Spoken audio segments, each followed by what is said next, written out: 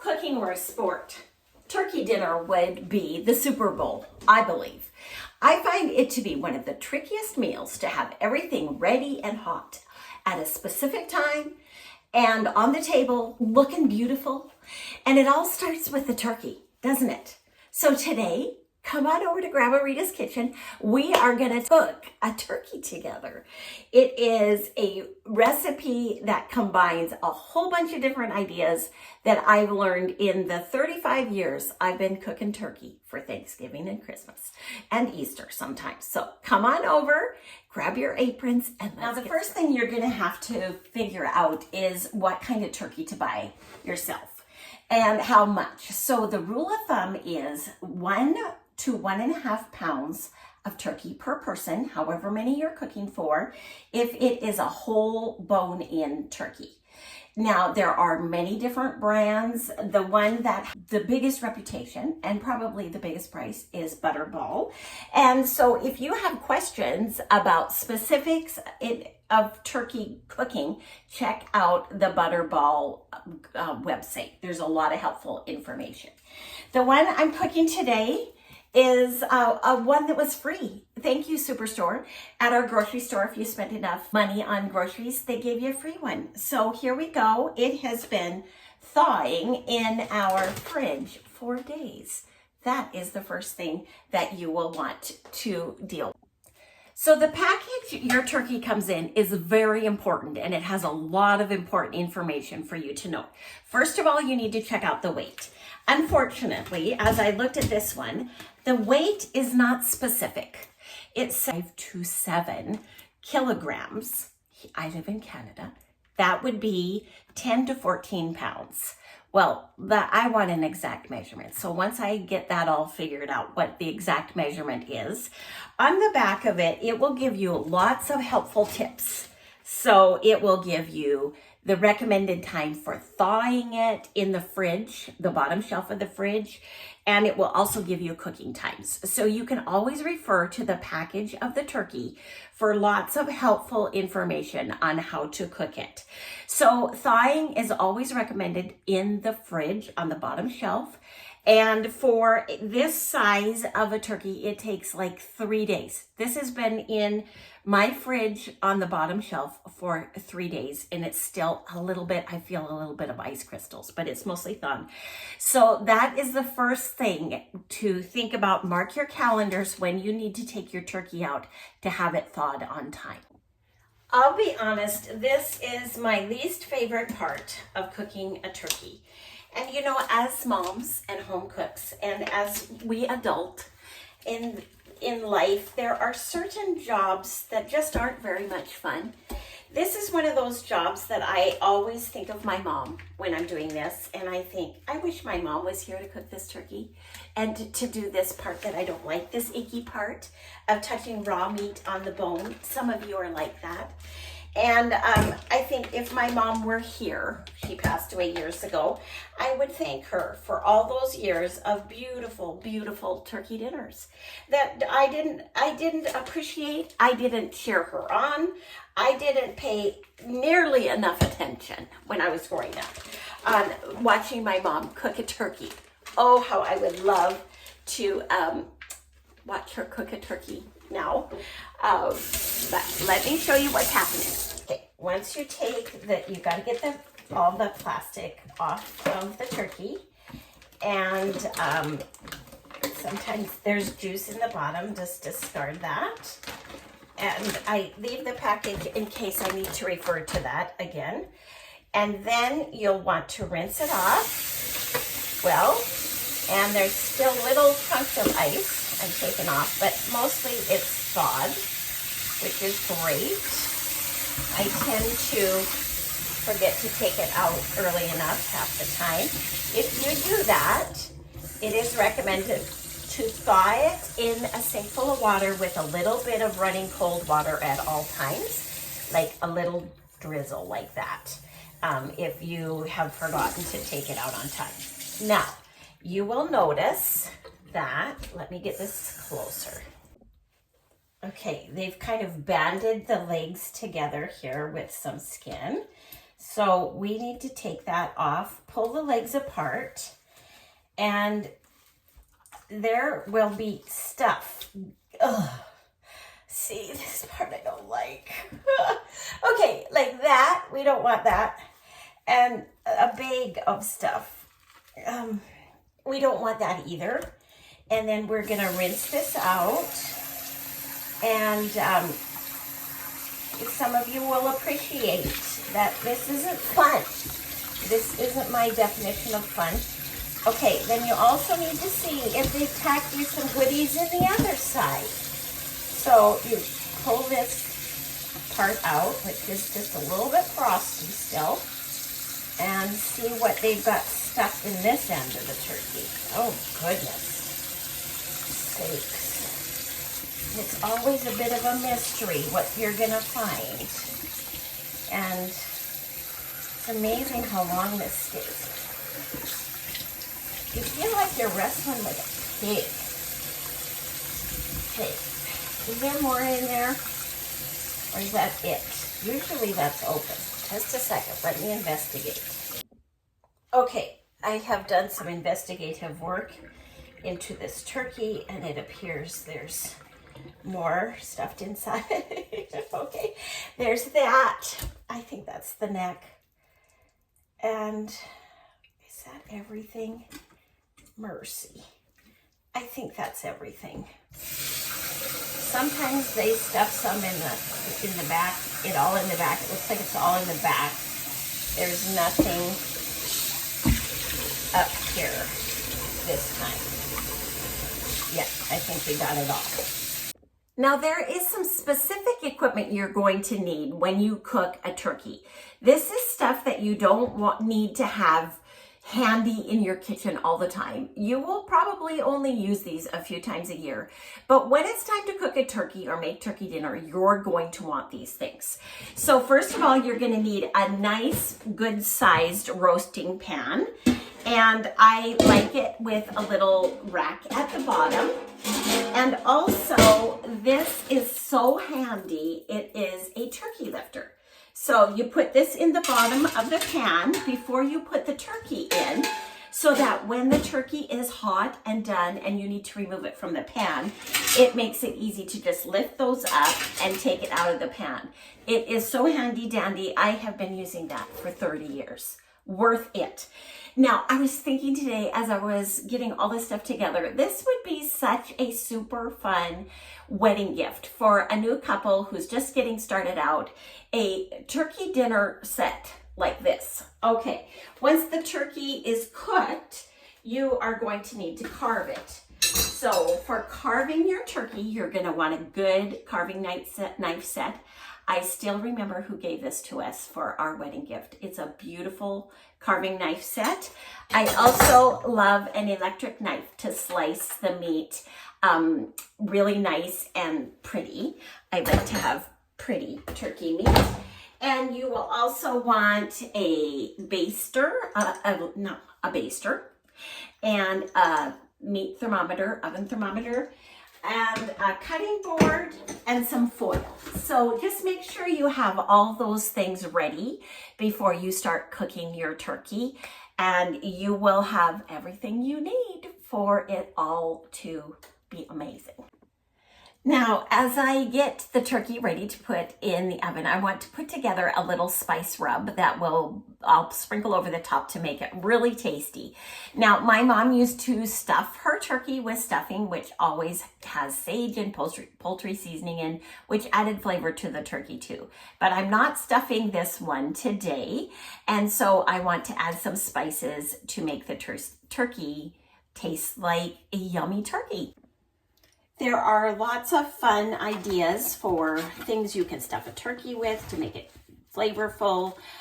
You can use fresh herbs, but I'm just going to use spices from my kitchen. So I just put in a tablespoon of kosher salt and now a tablespoon of sage. I don't happen to have sage, but this is poultry seasoning, which can be substituted. And then 1 tablespoon of paprika and a half a tablespoon, this is paprika, half a tablespoon of garlic powder, which, side note, I love this measuring thing because it has 1.5, or half a tablespoon is 1.5 teaspoons, and the measurement is right there, making it so easy. 1.5 teaspoons, okay. So this is garlic powder, and we're going to do half a tablespoon onion powder as well. Now, it calls for 1 tablespoon rosemary, which of course I happen to be out of. So I know this isn't available anymore, but I have some turkey dinner spice from Epicure that I'm putting in there. I'm going to put a half a tablespoon of that and a half a tablespoon of holiday spice, since I don't have rosemary. There we go. And then we're just going to stir this all together as our special turkey spice mix. To prepare the turkey for the pan, I rinse it out one more time, make sure it's nice and rinsed, and drain that out. Once it's rinsed out, I take a paper towel and pat the inside dry.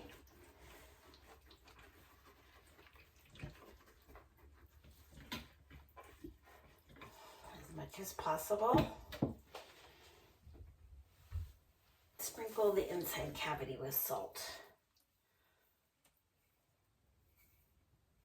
Okay, make sure your turkey lifter is in the pan, and then transfer the turkey into the pan. And remember, whoops, let me just, remember that little skin that was holding the legs together, put it back into the skin. There we go. Hands again. Keep washing your head.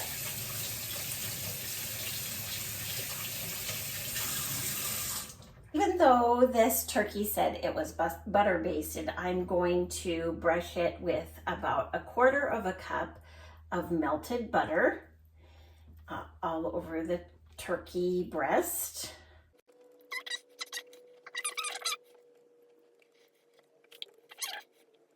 This spice mixture and spread it all over as well.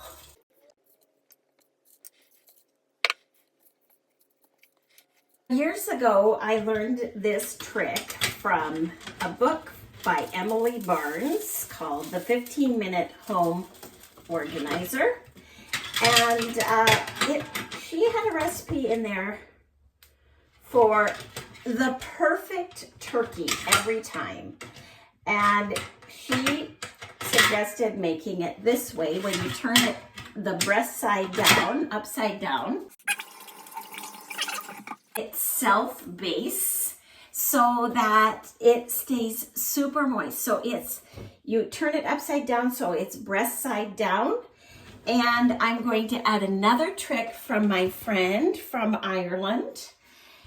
In Ireland, apparently, they wrap their turkey in bacon.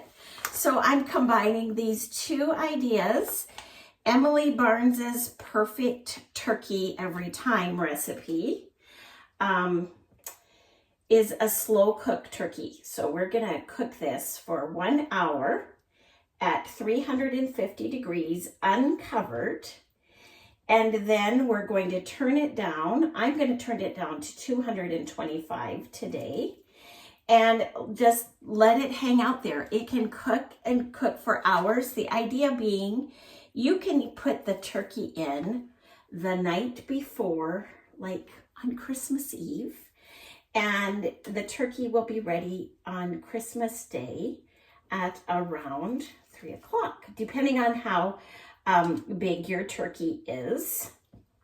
And so she figured at 200 degrees, you figure 1 hour per pound of turkey, at least 1 hour. But the longer it slow cooks, the longer or the juicier it gets. And I'm telling you, the first time I tried this is a little lesson.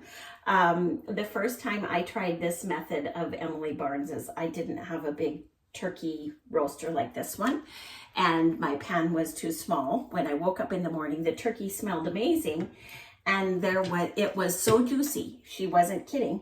It was so juicy that it had run over the sides of the pan. So just be aware of that. But the bacon also adds extra juice and flavor, and it is delicious. So let's call that enough bacon, and we're gonna get this in the oven.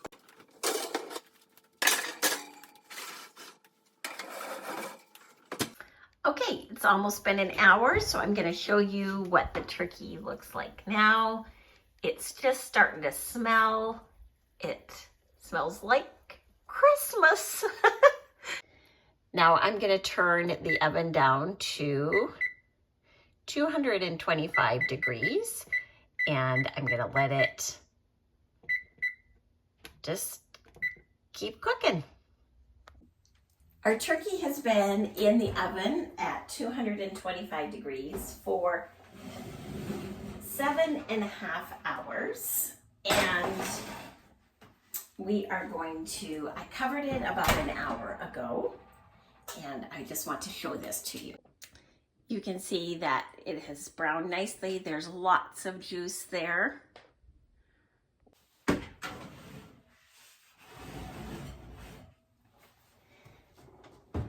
One thing that you learn over time when you cook turkeys is that you might have to troubleshoot and change things to fit the other schedule of whatever's going on that day that you're having turkey dinner. So I am altering the original 12-hour cooking time because I need it to get done sooner before midnight tonight. I don't want to be dealing with it then. So I'm just going to turn the oven up. I'm going to watch it, and at this point we just want it done sooner rather than later. There's lots of juice in there already, and so I don't think it will be dry, and we want to make sure that it's done, not dry, and delicious. That's what our goals are when cooking a turkey. So I just tested the turkey with my meat thermometer, and it is over 170 degrees. I just had it on 350 for about 35 minutes. Now I'm going to find my pot holders. Now we need to transfer the turkey, which can be tricky. So this is where the turkey lifter comes in handy. And put it onto the cutting board. Then we'll just tent it with foil for about 15 minutes before we carve it.